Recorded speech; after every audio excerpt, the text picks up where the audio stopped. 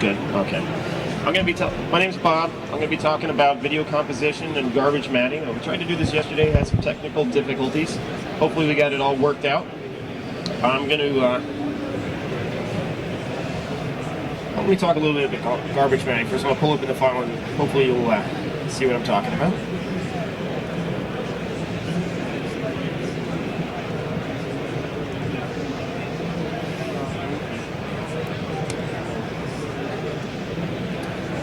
I'm going to use this as an example image, and I'll go to my setup file in a minute.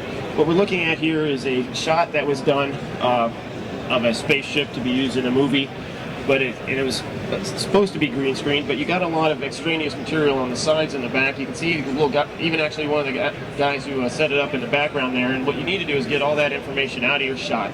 But this is what you have. Apparently it's very expensive, and so you can't afford to reshoot it, so you need to get a garbage mat to actually limit the number, limit what you are going to input into your compositing engine, and I'm going to show you how you can do that. As you go through the shot, you see everything rotates, and actually I got some of the matting Bezier circles on there already. I'm going to go back and open my setup file, and we'll start from the beginning on how that works. Here's the setup, and what I have done here is I've got several materials. One of them is this ship, and that's just set as my background texture. And it's actually a series of images, and that Blender will actually take those series of images and recognize that if they're numbered, that if they're a sequence of images, and it'll import them as a movie. And so you can actually go through all your images, being projected in through your camera, and actually look through your camera and see the images. And what we're going to do is we're going to draw over that using Bezier circles that are colored either white or black to mask out or keep the items that we want to keep in our shot. A couple things that you want to look at is the solid black color is just what I said. It is solid black here. And one thing right here, this button right here, the shadeless button, you make sure you want to do that, or else the lights, or you could get shading on your mat. You want your mat to be white, black, and or you may want a gradient, but that's beyond the scope of this demonstration. We'll do that some other time. Same thing with the white. It is also pure white. You want that shadeless. I turned off the shadow buffers and the shadows and everything, and just very, very, very simple materials. And what I've done, I'm going to go to my second one, is I've added a Bezier circle, let me show you this first.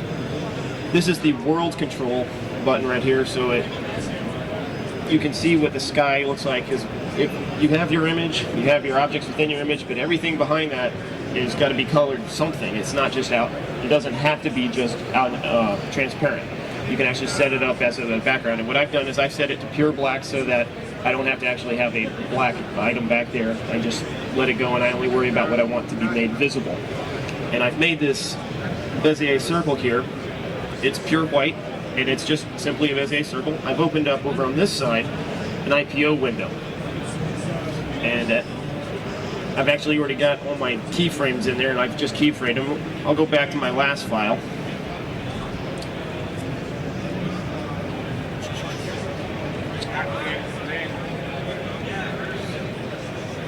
My setup file here, and we'll create that.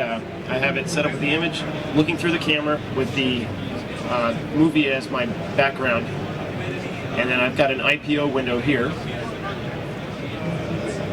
And there you can see how I set it up. It's just simply a texture loaded. And what I want to do is add a curve, which is a Bezier circle. We'll scale that down a little bit, and we're going to get out of edit mode, and we're going to add a curve keyframe. Okay, and we come over to IPO window, and we're going to look at the shapes keyframe. We don't really see anything. You can actually see the basis right there. But what we want to make sure we do, because we're not going to be mixing keys together like they do with the character hand animation and the facial animation. So what we want absolute keys. To get an absolute key, what we do is we come to the edit buttons. Here where it says relative keys, we turn that off. See now that we now have a line there showing our absolute base key, and press the up arrow to go 10 frames forward. Saw it jump a little bit. We're going to insert another key, and there you can see where that blue line is. Now with this particular key, you need to edit it a little bit because it's getting some stuff right here that we want to get out of the shot and some stuff up here. And this is just very rough, and we'll actually add layers of these to as we go along to make sure we get the rigging out. These poles here, get those out, but we actually will find that the nozzles right at that point here cross over those poles, so we'll actually have to mask those back in. And it's actually a very quick process. And we'll just pull these in, make sure that we get rid of all the extraneous material. Sorry, that's on the wrong keyframe. Yeah. Jump forward 10 more frames, insert a key. As soon as you insert a key, that becomes the active key. And if you're looking on the screen, you should be able to see it's a little bit lighter blue. It means it's highlighted, that's the key that's active. So when you go into edit mode, that's the keyframe that you're editing. So just pull this out a little bit, move those around. And nobody really wants to see me do this because that's not really as exciting as Andy's modeling. However, if we render that, I lied. Forgot to make it white. We can see that that is the area that we will mask our base image with when we get into the compositing in the second half of my demo to show where the area of interest is. Everything else won't even be passed into the compositor. So let's open up one that's a little bit further along. Okay, this one I actually had to mask, create an occlude mask, a white mask, for the dome of the spaceship. Because down here you see at the bottom, it actually comes below the below the green screen. It's funky. And so what I've done is I've actually added another Bezier curve with a white texture, and you can see there it is becoming below, and so it's going to mask those pieces so that they are included. And I've done this already, so we'll go through it very fast.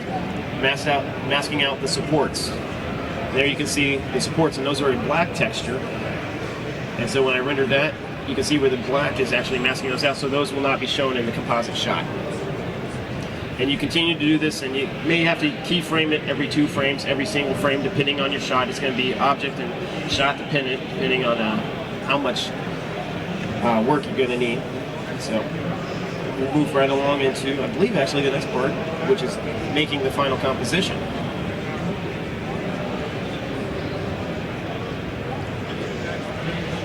Here we go. Let's see.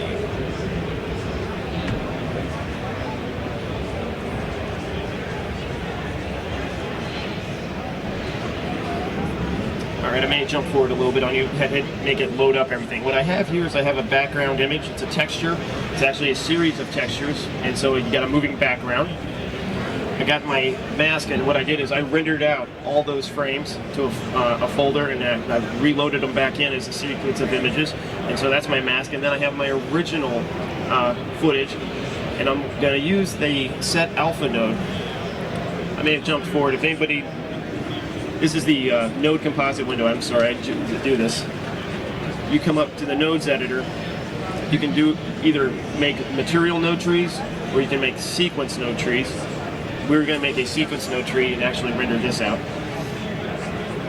I'm using this mask in the set alpha node, and I'm actually setting the alpha channel of the ship footage using that mask. Here's a viewer node. You zoom in and you can actually see where it's transparent around that.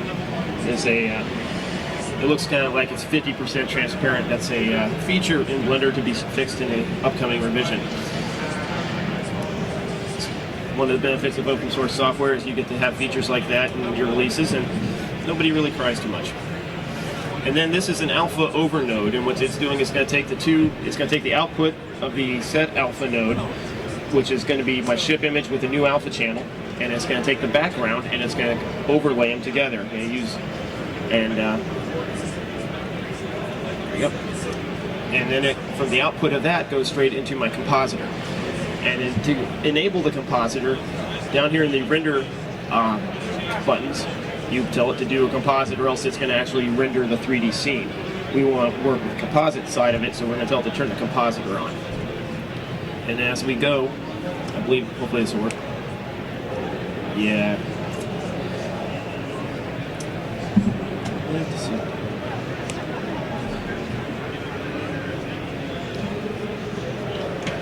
So you will get your sequence of images as you go along.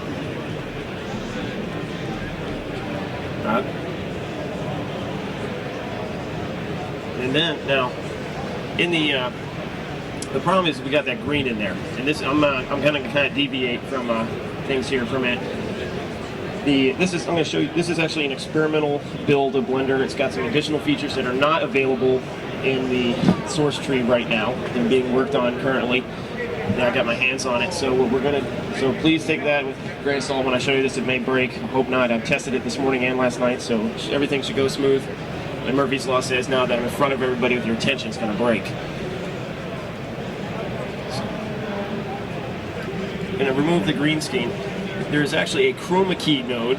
It's actually channel differences, and you can actually do the channel differencing in several different color spaces. We can convert our image to it's stored internally in RGB 32-point floating point format, which allows for high definition range type images. Actually, it's technology that LucasArts made open source with their OpenEXR file format, and we've incorporated that into Blender. And so you can actually output high definition images, or high definition range images. You can also convert to HSV, YUV, or YCC, which is white CBCR, which is a chroma format that DV video footage is actually stored in. It's also the same signals that TV is broadcast in. I'll walk you through my node tree here. I have my ship input, which is my ship material. I have the same rendered garbage mat that I've created, and then I have the background as the inputs.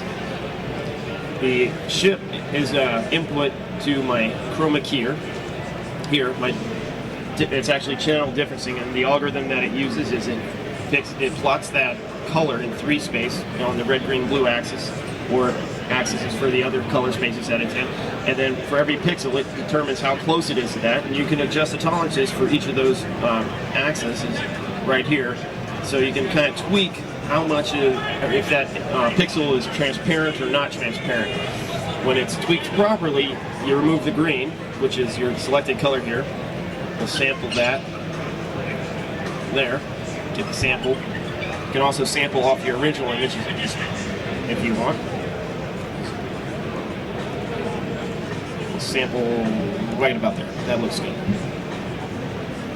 So go back here.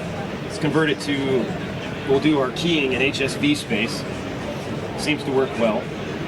And move around. We'll see that it's pulled a little bit of transparency too much right here because we got some green spill from the background. Actually, that green light is spilling onto our foreground objects, and we'll get rid of that in a moment with another new node that's still in development. And it may be actually easier to do this in chroma space, adjusting these tolerances a little bit.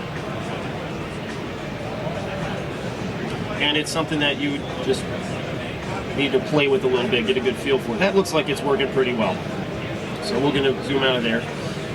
And the chroma keyer, or the difference matter, actually has, you can pull an image off, which will give you your foreground image with everything else alpha, with its alpha channel turned on, or you can pull the matte off of it. And so what I've chosen to do is pull the matte off, and I'm going to actually take the garbage matte that we created earlier, and I'm going to use the chroma difference matte, and I'm going to combine them together for a complete matte. And I do that by multiplying them together, since 0 times 0 or 0 times anything is going to be 0. So that's how we're going to work that. 100%. The garbage matte is one input. The matte off our channel difference node is our other input. And I pulled an output, one output to a viewer, so we can just look and see how that matte looks. It looks good enough. And what I'm going to do is I'm going to use that as an input to a set alpha, and it's going to become the alpha channel. And the other line coming off of that goes back to our original image. So now I've added a alpha channel to that original image that is our garbage matte plus our green screening. And then, because that green light fell onto the chip, we added a color a spill reduction node, and you can actually, depending on what kind of background you're using, red, green, or blue, as it currently stands, you can reduce that color spill.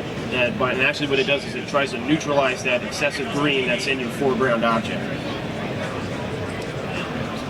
Actually, it's already applied the enhancement slider. Again, it's experimental. It doesn't work. Actually, it's not even hooked up. It's just doing a very simple algorithm. And that all goes into an alpha over node, which takes our background image, which, if you follow this noodle right here, shake talk there for you, all the way back, it goes back to our background image, and then that goes into our final composite, which is our output. And I broke the line, so we'll just recreate that by dragging from image to image, and there it is. Let's see if this will play. No, of course not. What I'm going to do, so I'm going to let this render for a minute. And I'll take questions, talk to anybody if they want to. As you can see, it's actually rendering that right now. We're compositing it. So if you got any questions, I'll be happy to take questions, answer what I can. I'll point you to somebody else if I can't answer it. Gentleman in the rear. Yes, how can I help? Yes, Jashaka also has a compositing engine. I believe it is actually done on the GPU, where ours is done in the CPU, so they did a performance enhancement by pushing that work off to a different processing unit in Jashaka. I'm going to have to say this one's better because I wrote it. But actually, they're both in development, and some tools work better for some people that's on some projects. I'm going to try and just leave it at that as to not get into a fight with those guys. Why do you need two? Alright, the question is, why do we need two different applications that can do green keying and compositing? Is that bagpipes? That's great. Well, one is competition. Competition is actually one of those things I think is really needed in the software world, because what you find is that you'll find software out there where that has a solution and it becomes the only solution, and it stagnates, or the people who are working on it, although very, very bright, may not be open to new ideas, or they may not be seeing a new solution or an alternate way of doing things. And so by having somebody else out there doing it, competing to it, you get that software Darwinism. The slow and the weak software dies, and the fast and strong software does better. And that's how software grows and progresses, and actually you as the end user is able to get the best software available. And so in its friendly competition, actually we were sharing algorithms earlier today. The other thing is workflow. If you're using Blender in your rendering pipeline or your production pipeline, I'm going to go kill that bagpipe. It's driving me nuts. If you're using Blender in your production pipeline, taking all your images and exporting them out to something that Jashaka can import, or Shake, or whatever, or Nuke over there, the gentleman over there is showing me his product earlier, and to go into that to do a key, and then to bring it back into Blender if that's what you choose, or to go into another application, that's production time that you're spending transferring files, that's converting files, and you're not working on your product. So as far from a business perspective, it actually makes sense to try and stay within as few applications as possible, because that's more time that you're spending working it rather than transferring files and waiting for things to work and convert. I think this is done. There it is. Look at that. Full speed. Looking good. Got a spaceship in space now. Pulled it out right out of that terrible, terrible shot from earlier. Did I answer your question, sir? Okay, I'll be happy to talk offline with anybody after this, unless they kick us out of here first. Yes, sir.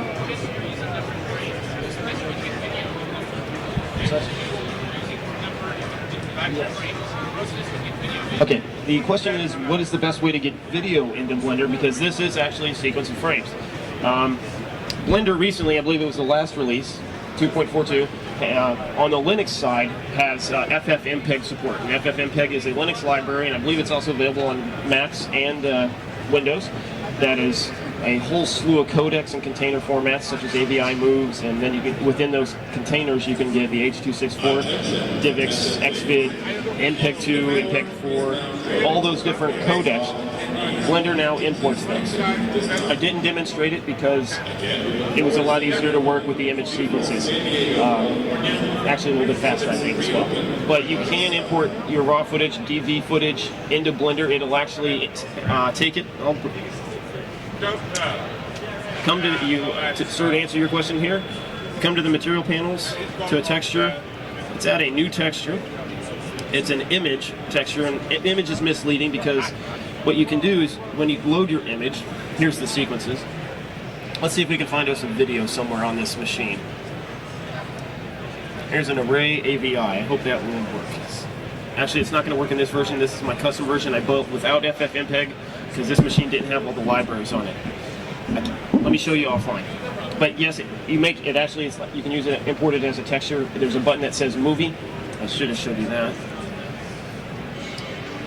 Materials, textures, make it an image. This button right here, sir. When you load your image up, you click that if it's actually an AVI or a move.move, and it should be able to load it right in. Over here on Animation and Movie, it'll tell you how many frames it is, and then you can go from there. All right, that's, yes sir. What about HD? Have you had any experience with that?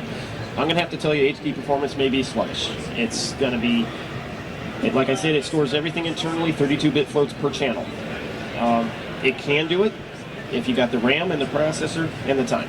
It's made, like, you're not going to probably get real-time HD editing. You probably will get it with Jashaka because Jashaka pushes a lot of the graphics processing off onto the GPU. GPU is a highly parallelized processor, and you get 16. It's most of them like 16 or 32 channels, all working on pixels at the same time. You're going to eat through those frames much faster. And so that may be a good reason to use Jashaka is if you're doing HD editing. Another open source video editor that does real-time HD editing that I know of and have used in the past is Sinlera. They're not here, but actually Gru from Hand Turkey Studios, he's wearing a blue Blender shirt, he's running around, got a little goatee. He is used Sinlera for some production stuff for his business. Yes, sir. I'd recommend using Blender, sir, itself. It works as a non-linear editor. You can load up images, you can load up video, and it's growing. It also does audio editing. You can actually do audio mixing, rudimentary audio mixing. Let me put it that way. If you're going to do some very complex multi-track sequencing, or you're going to be recording a band playing live and pull various feeds in, I would use something like Ardour. It's an open source multi-track hard drive recording editing system, and actually it has a lot of support as far as plugins. And there's actually an open plugin standard within Linux called the Linux Audio Plugin Standard. There's a whole slew of plugins for audio editing. And Sinlera, I think Jashaka may. We'll have to ask them when Jashaka may. Okay, we'll ask him later. And Ardour, they all can import these plugins and use them. So, yes, sir. I don't believe so. Not at this time. I think because Blender's modeling and animation capabilities, which is actually, I believe it's highlights. I'm just kind of, it also does the video stuff, and I like using it for that because it allows me to do the special effects kind of things. And then I can take that shot and throw 3D objects on top of it, like explosions and smoke, or big flying monkey heads. But any other questions? I'm going to cut off here because they played the bagpipes, and we don't want the Scots coming to get us. So, I'll be hanging around. If you got questions, I'll be happy to talk with you offline. And if you want to see the video, sir, I can show you how the sequencer works. Because I showed you the node compositor. There's actually another piece called the sequencer, and you can actually use that as a non-linear video editor and audio editor. Yeah, thank you very much.